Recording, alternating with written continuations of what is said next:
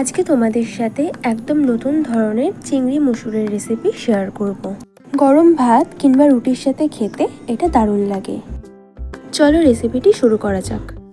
সবার প্রথমে আমি চিংড়ি মাছটা ভেজে নেব। তার জন্য কড়াইতে একটু সরষের তেল দিয়ে দিলাম। তেলটা গরম হয়ে গেছে, এবার চিংড়ি মাছগুলো তেলে ছেড়ে দিচ্ছি। আর চিংড়ি মাছগুলোতে আমি আগের থেকে নুন আর হলুদ মাখিয়ে রেখেছিলাম। চিংড়ি মাছগুলোকে হালকা করে ভেজে নিতে হবে।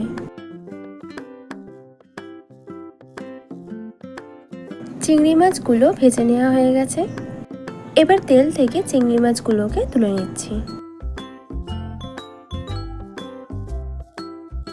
মাছ ভাজার তেলেই আরও একটু সরষের তেল দিয়ে দিলাম। এবার ফোড়নের জন্য দিচ্ছি দুটো তেজপাতা, দুটো এলাচ আর দারুচিনি। এগুলো দিয়ে একটু নাড়াচাড়া করে নেব।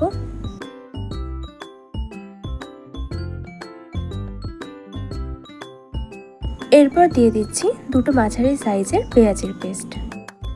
পেঁয়াজের পেস্টটা দেওয়ার পর হাই ফ্লেমে 1 থেকে 1.5 মিনিটের মতো একটু নাড়াচাড়া করে নেব।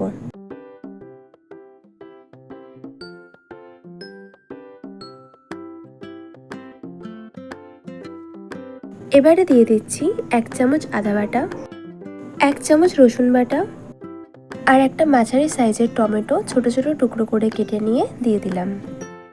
এবার এই সমস্ত কিছু কষিয়ে নেব।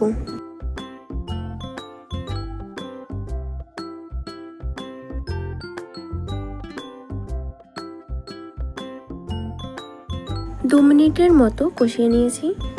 এবার দিয়ে দেব 1 চামচ হলুদ গুঁড়ো, 1 চামচ নুন, 1 চামচ কাশ্মীরি লঙ্কার গুঁড়ো আর 5-6টার মতো কাঁচা লঙ্কা কুচি। এবার এই সমস্ত কিছু একসাথে ভালো করে মিশিয়ে নিচ্ছি।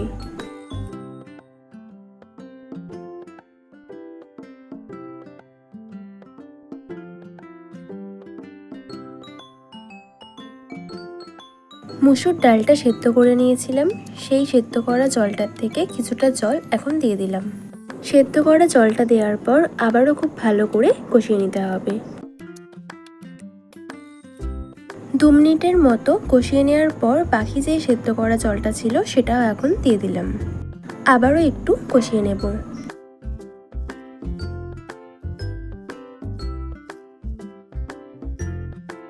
দেখো কষাতে কষাতে তেলটা ছেড়ে এসেছে। এবার সেদ্ধ করে রাখা মুসুর ডালটা এখন দিয়ে দিলাম। আর আমি এখানে 150 গ্রাম মুসুর ডাল সেদ্ধ করে নিয়েছিলাম। এবার হাই ফ্লেমে সমস্ত কিছু খুব ভালো করে মিশিয়ে নেব।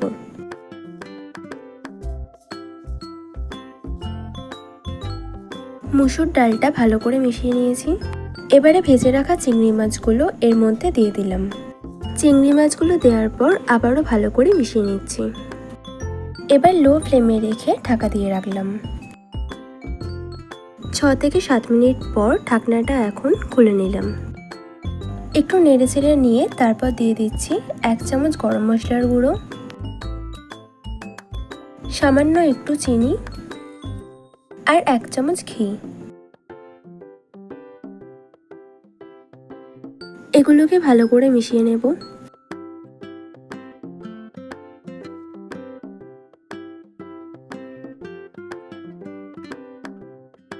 রান্না কমপ্লিট হয়ে গেছে, এবার এটাকে একটা ডিশের মধ্যে নামিয়ে নেব। চিংড়ি মুসুরের এই রেসিপিটি তোমাদের ভালো লাগলে ভিডিওতে একটা লাইক কমেন্ট করে দিও। ভিডিওটি তোমরা যদি ফেসবুক থেকে দেখে থাকো তাহলে আমার ফেসবুক পেজটি ফলো করে নিও।